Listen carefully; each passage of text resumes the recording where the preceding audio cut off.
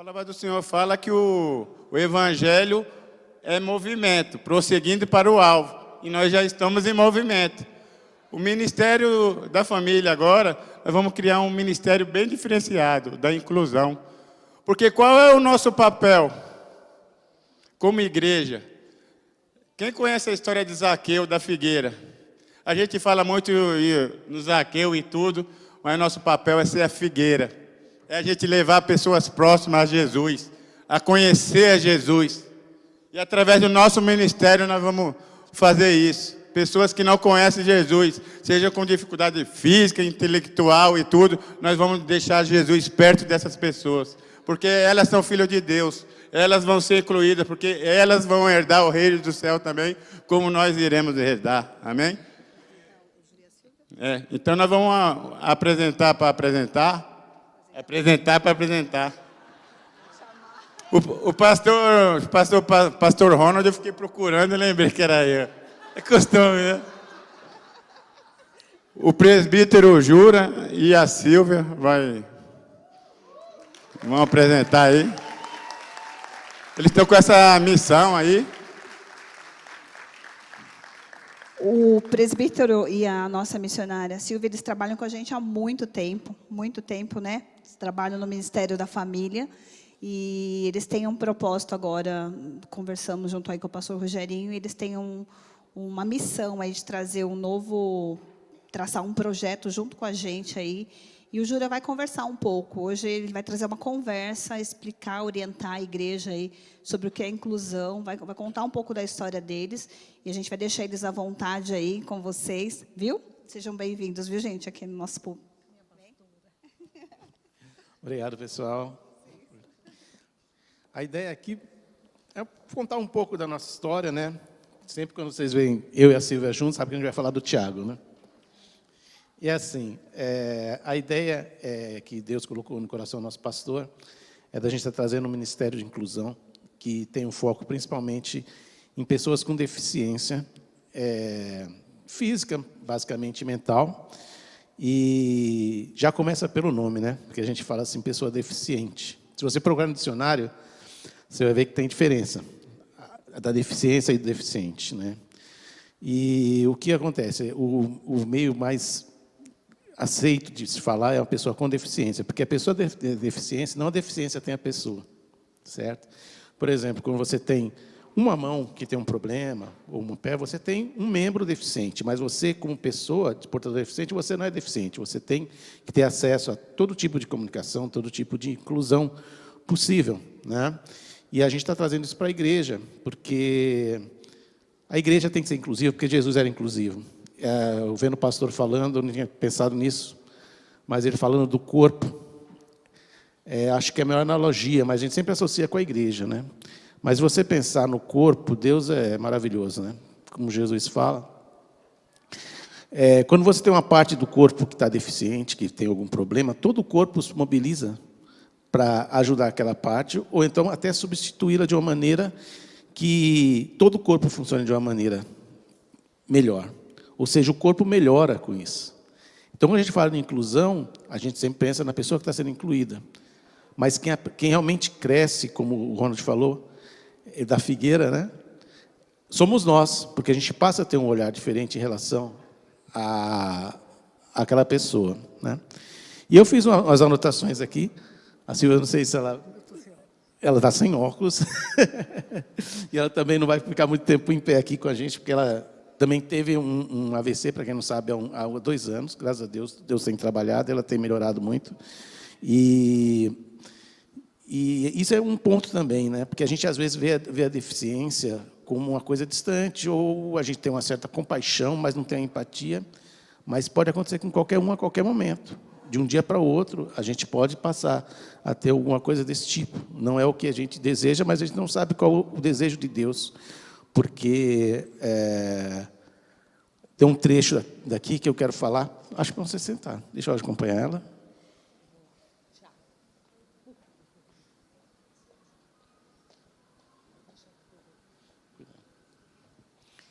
Agora eu vou para a pauta, né? Vamos ver se dá tempo.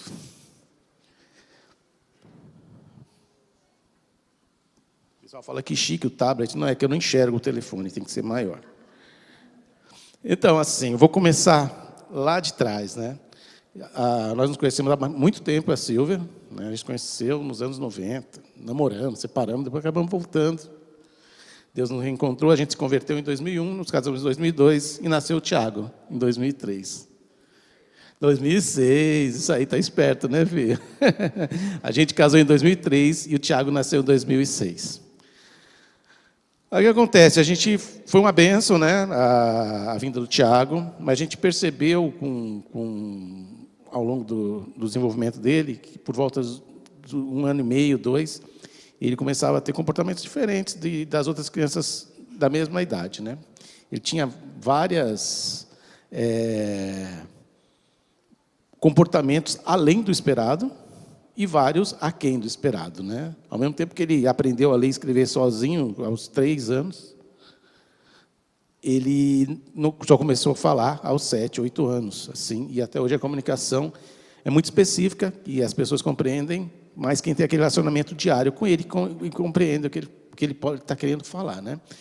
E ao longo do tempo, a gente teve um baque, né? Porque você é o nosso primeiro filho e o único, e você tem aquela expectativa, né? E o primeiro momento que você tem essa informação de uma coisa que não tem cura, né? Que a gente descobriu que ele foi diagnosticado na época com autismo, né? Mas era muito embrionário porque há 18 anos atrás, hoje ele tem 18 anos, o diagnóstico era diferente de hoje, né? Hoje é mais abrangente. Aí o que aconteceu? Aquela expectativa que o homem se frustra muito em relação aos seus filhos. Ele tem aquela visão, aquela expectativa, né, da continuidade e tudo mais, do seu nome. E você fica muito triste e questiona, a gente era recém-convertido, questiona a Deus, né? E uma psicóloga muito legal, que quando a gente teve o diagnóstico, ela falou assim, olha, o seu filho, vocês descobriram na época ótima, ele tem uma semente boa, hoje existem mais tratamentos, né? Então uma coisa mais tratável. Mas antes de começar com o tratamento, a gente tratar primeiro de vocês, como pais. Por quê? Porque vocês estão enfrentando um luto. O luto você tem uma expectativa e você não tem mais isso. Agora você tem uma outra coisa que você vai ter que aprender a lidar e esquece da sua expectativa inicial. Isso foi complicado, porque a primeira coisa que a gente tenta fazer ver quem é o culpado. Falou assim, quem é o culpado, né? Será que... O que eu fiz? O que minha esposa fez? Será que é a família dela? Por que a gente está sendo culpado? A gente acabou de se converter. Não, é uma coisa do diabo, né? Então, a gente tenta buscar uma desculpa. Quando a desculpa está bem clara, a causa está bem clara na palavra de Deus. Então, gostaria, né, que o pessoal projetasse para mim aí, João 9, de 1 a 5. Pode ser? Essa palavra foi quem me colocou nos trilhos e fez continuar a minha história, junto com a minha esposa, né? Passando Jesus, viu um homem cego de nascença. E seus discípulos lhe perguntaram, Rabi, quem pecou para que ele nascesse cego, ele ou seus pais? Aí Jesus responde, nem ele pecou, nem seus pais, mas isso aconteceu para que nele se manifestem as obras de Deus. Ele fala aqui, enquanto é dia, é necessário que realizemos as obras daquele que me enviou. A noite vem, quando ninguém pode trabalhar, né? Então, está falando assim, ninguém tem culpa. Ele veio porque ele é uma bênção para a minha vida. Nós tivemos a vida transformada, tivemos a oportunidade de conhecer muitas pessoas, ajudar muitas pessoas a poder encarar isso como uma bênção. Porque, como Jesus fala... Volta, por favor, um minutinho. Podia voltar ao versículo, cara, por favor? Enquanto é dia, é necessário que realizemos as obras daquele que me enviou. A noite vem quando ninguém pode trabalhar. Ele está falando, enquanto nós estamos aqui, enquanto Deus não volta, Jesus não volta, né? A gente tem que estar usando os nossos filhos, essas pessoas com deficiências, para está demonstrando a obra de Deus na vida deles, porque vai chegar um momento que a gente não vai poder mais fazer isso quando Jesus estiver voltado, né? E, assim, isso nos ajudou porque, no meio, assim, a gente conhece alguns cristãos que têm filhos autistas, né? Mas a gente conhece muitas pessoas que não conhecem Jesus. E a principal coisa que a gente vê é a separação, divórcio, briga em família. Então, a gente vê muitos casais se separando, aí acaba ficando a mãe cuidando do filho, aí a mãe acaba conhecendo uma outra pessoa, aí tem outro filho, aí a criança vai para a avó, aí depois a avó falece e a criança fica meio largada, né? Então, assim, a gente fica sempre dependendo da pena, uma palavra ruim, das outras pessoas, né? Isso não tem que ser assim, né? Por quê? Porque quando a gente vê essas pessoas sofrendo, essa separação e tudo mais, é porque eles não conhecem Jesus. E essa é a oportunidade que a gente tem de estar vivendo isso e estar próximo dessas pessoas e estar falando de Jesus, restabelecendo inclusive, casamentos. A gente faz parte do grupo do nosso Ministério da Família, a gente tem trabalhado nisso. E, assim, é uma coisa muito complicada. O homem, ele é para ser o líder da família, a gente sabe disso, ele é o homem, é a cabeça da casa. Mas o homem, ele é muito sensibilizado em relação a essas coisas. Ele é muito competitivo. E a gente vê no mundo aí como são pessoas que têm filho com deficiência acabam realmente abandonando essas crianças, né? E abandonando a família e buscando uma criança perfeita. Mas aqui eu não quero falar só de autismo, porque a gente está falando de deficiência e não é a coisa só do autismo, né? A outra coisa. Aí o Tiago foi crescendo, a gente foi buscando escola, né? Quantas escolas você já teve, filha? 5 escolas, né? Então, a gente colocou no prezinho, aí foi quando a gente detectou que ele não respondia pelo nome, às vezes ele tinha uma audição seletiva, fazia um barulhão, ele não ouvia, aí caiu uma chave no chão, ele ouvia. Aí a primeira coisa, vamos ver se é surdo, vamos fazer os exames, vai nos especialistas até chegar realmente ao diagnóstico que tem que ser multidisciplinar, né?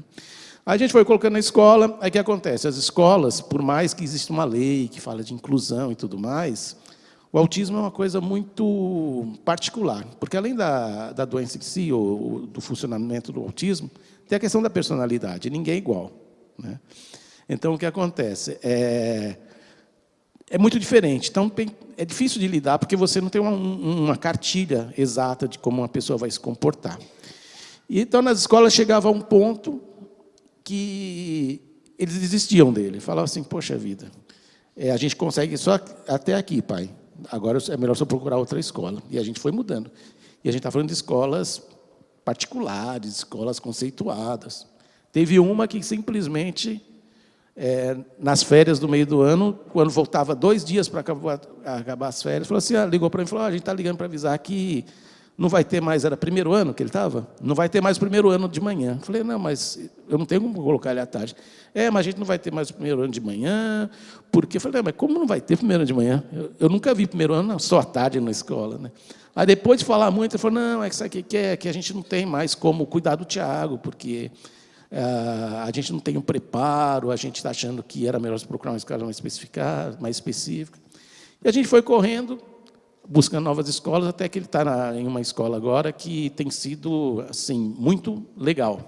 Ok, não é 100%, mas é o que a gente conseguiu. Ele está no 1º colegial, está no ensino médio. Ele tem algumas coisas assim, impressionantes que eles fazem, assim, de matemática, idiomas, mas algumas coisas simples e subjetivas, como história. É difícil para ele entender, por exemplo, o que é uma Guerra Fria, ou por que aconteceu uma revolução, uma coisa desse tipo. Mas se você perguntar localizações de estados, de capitais, contas, ele faz umas coisas absurdas, assim, de saber qual dia da semana caiu uma data em qualquer século, né? Mas essas coisas, até que ponto são úteis para ele, né? Então, a nossa luta como pai é descobrir como direcionar essas habilidades para que ele possa ser uma pessoa independente, para que ele possa ser capacitado de alguma maneira, e direcionado para que ele possa ter uma independência e ter uma vida, né? Mas isso é a nossa experiência. A deficiência, pessoas com deficiência é muito mais do que autismo, né? Assim, a gente vai focar aqui na igreja. A ideia é ter um ministério para estar atraindo, cuidando, direcionando essas pessoas com deficiência, focando principalmente nas crianças com deficiência e nos seus pais, porque você não tem que tratar da criança só ou deficiente, mas de toda a família, né? E o que acontece é que uma igreja, quando ela tem a gente vê que é muito embrionária, a gente conhece pouquíssimas igrejas, eu pesquisei bastante, antes da gente estar falando desse ministério, tem alguns livros interessantes, mas ainda é uma coisa embrionária, porque, assim, inclusão é uma coisa tão abrangente, e se a gente for pensar em inclusão de tudo, a gente não vai fazer nada, né? Então, a ideia, realmente, a gente está focando em deficiências físicas, auditivas, visuais e mentais. A ideia é dar oportunidade para essas pessoas conhecerem Jesus plenamente. O meu sonho é ver o meu filho sendo batizado, com entendimento, né? E eu tenho certeza que a gente vai chegar nesse ponto. Mas, assim, a ideia é trazer essas pessoas de uma maneira que elas consigam entender a experiência de Deus nas suas vidas. A Evelyn aqui, ela teve um acidente, né? A Evelyn, eu tenho visto ela de cadeira de roda, foi logo na época do acampamento. A gente ficou muito triste lá em casa, oramos por ela. Mas, assim, eu só estou citando por quê? Porque ela está vivendo uma experiência de cadeira de roda, já há alguns meses. E é uma coisa temporária, a gente sabe que logo ela vai estar. Mas eu acho que ela deve estar experimentando essa sensação, não de exclusão, porque é uma coisa temporária, tem muitos amigos aqui que estão apoiando. Mas já pensou o que é viver numa situação dessa a vida inteira, gente? Ficar numa cadeira de roda e buscar trabalho e coisas desse tipo.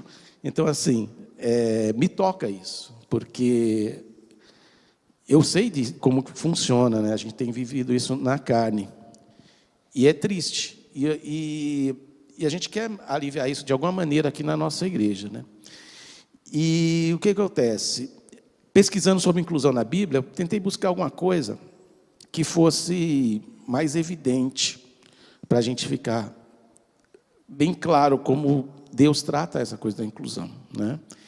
E aí eu achei um livro, eu não anotei o nome da autora aqui, ela fez uma citação interessante, que eu acho que vale a pena a gente meditar aqui, que é 1 Samuel 16, de 1 a 13. Fala de quando foi ungido Davi, né? Se puder colocar para a gente ler junto, cara, por favor. A cara que está lá. O Senhor disse a Samuel: até quando terás dó de Saul, tendo eu rejeitado para que não reine sobre Israel? Enche o teu vaso de azeite e vem. Eu te enviarei a Jessé, o belemita, porque escolhi um de seus filhos para ser rei. Mas Samuel disse: como poderei ir? Saul descobrirá e me matará. Então o Senhor disse: leva contigo uma bezerra e diz: vim oferecer sacrifício ao Senhor. Tu convidarás Jessé para o sacrifício, eu te direi o que deverás fazer, e ungirá para mim aquele que eu te indicar. Não é aquele que você achar, é aquele que eu te indicar, né? Samuel fez o que o Senhor tinha dito. Ele chegou a Belém, e os líderes da cidade foram tremendo ao seu encontro. E perguntaram: tu vens em paz? E ele respondeu: venho em paz, vim oferecer sacrifício ao Senhor, santificai-vos e vim comigo ao sacrifício. Ele consagrou Jessé e seus filhos e os convidou para o sacrifício. Quando entraram, Samuel viu Eliabe e pensou: certamente esse é o ungido do Senhor. Viu o cara bonitão, grande, forte, adulto, né? Mas o Senhor disse a Samuel: não dê atenção à aparência ou à altura dele, porque eu rejeitei. Porque o Senhor não vê como o homem vê, pois o homem olha para a aparência, mas o Senhor com o coração. Depois Jessé chamou Abinadab e o apresentou a Samuel, que disse: o Senhor não escolheu este. Então Jessé apresentou a Samá, mas Samuel disse: o Senhor também não escolheu este. Assim Jessé apresentou 7 de seus filhos a Samuel, mas Samuel disse a Jessé: o Senhor não escolheu nenhum destes. E Samuel disse mais a Jessé: esses são todos os seus filhos? Jessé respondeu: ainda falta o mais novo, que está cuidando das ovelhas. Então Samuel disse a Jessé: manda trazê-lo, porque não nos sentaremos para comer até que ele venha aqui. Jessé mandou buscá-lo e apresentou a Samuel.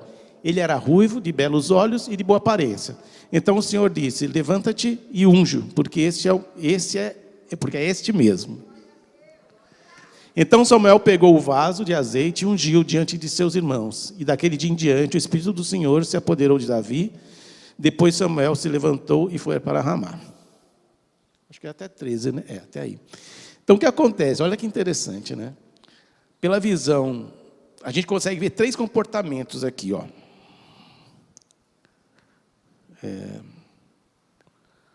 O olhar de Jessé. Jessé era o pai.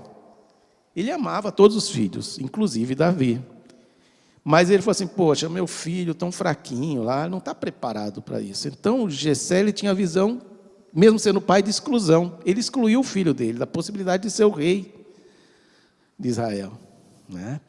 Então, assim, às vezes, a nossa proteção, a nossa visão sobre o nosso filho, se você ficar segurando, você está bloqueando, tirando até a oportunidade dele estar experimentando.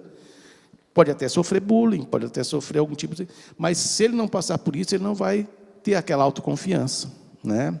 Então, essa visão da exclusão, se a gente trouxer para a igreja, olha só, seria você estar...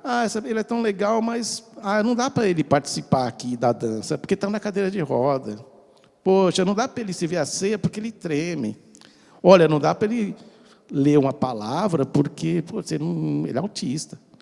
Então, essas coisas, assim, mesmo a gente amando, a gente acaba tentando segurar essas pessoas para não passar um vexame, mas a gente não está ajudando dessa maneira. Isso eu estou falando na exclusão dentro da igreja, que a gente acaba excluindo com amor. Isso é muito louco, né? Isso é muito louco. Então, assim, aí a segunda visão é o que a gente chama de capacitiza, um termo aí utilizado, que na verdade quer dizer preconceito, né? É quando a gente tem aquela visão, a nossa visão prevalece em cima da relação de Deus, da visão de Deus, que é a visão de Samuel. Samuel falou assim: é esse aqui, ó, fortão, né, bonitão, altão. Esse aqui também, mais capacitado. E a hora que eu ver Davi, ele fala: será que é esse mesmo? Aí Deus fala: olha, não é para você olhar com seus olhos, é para olhar com o olhar do coração. Eu vejo um coração. E eu vou te indicar quem eu escolhi. Então, essa questão do preconceito é complicado, que a gente deixa de dar oportunidade para as pessoas também, porque a gente espera uma postura e a pessoa tem outra postura. Seja, no caso aqui, por causa de uma questão de uma deficiência que a gente está falando, né? E a terceira visão, que é a mais linda de todas, é a visão da inclusão, que é a visão de Deus. Quando ele fala assim: olha, eu não olho com seus preconceitos, ou com a sua visão, o seu preconceito, né? Você espera que a pessoa seja de uma determinada maneira e ela é de outra, né?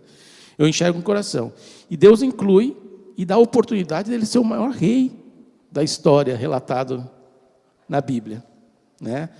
Que nunca seria escolhido se não tivesse sido pela insistência de Deus a Samuel, né?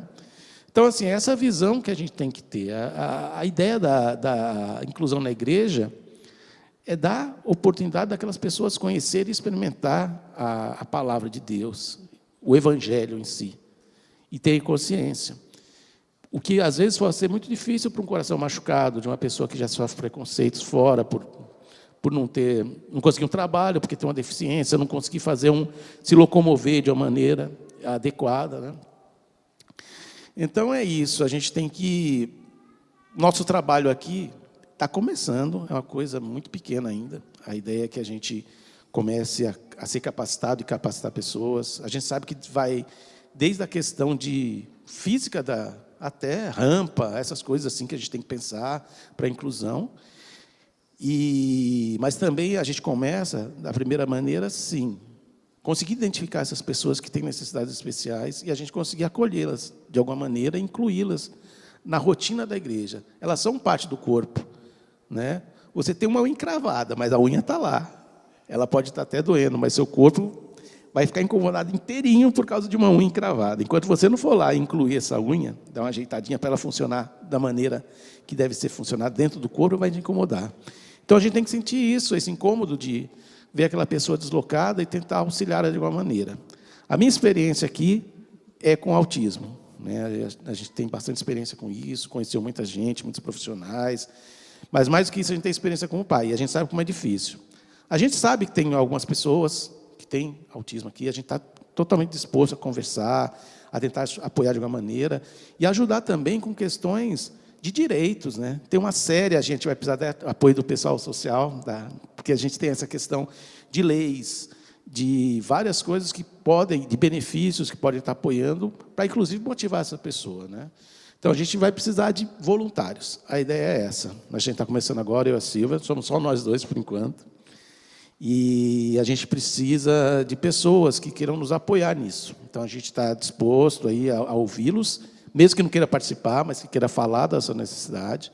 A ideia é ajudar não só a pessoa com deficiência, mas toda a família, porque é assim que funciona, né?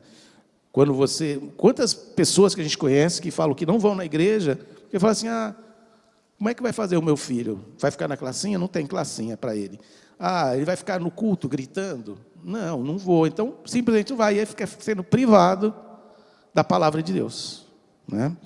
Então, a gente sabe que, eu não tenho os números aqui, mas eu fiz bastante pesquisa, a gente vai estar colocando isso depois no treinamento que a gente vai estar fazendo, mas o número de pessoas com deficiência cresce cada vez mais, a gente tem notado, autismo, há 10 anos, é uma coisa que você não via falar, praticamente. Hoje, quantas pessoas, os números são absurdos, quantas pessoas famosas que a gente vê aí, com crianças autistas, né? Então, assim, a gente não pode fechar os olhos não só para o autismo, mas para qualquer tipo de deficiência. Então, deixa eu ver se tem mais alguma coisa assim que eu esqueci antes de fazer o fechamento, pessoal.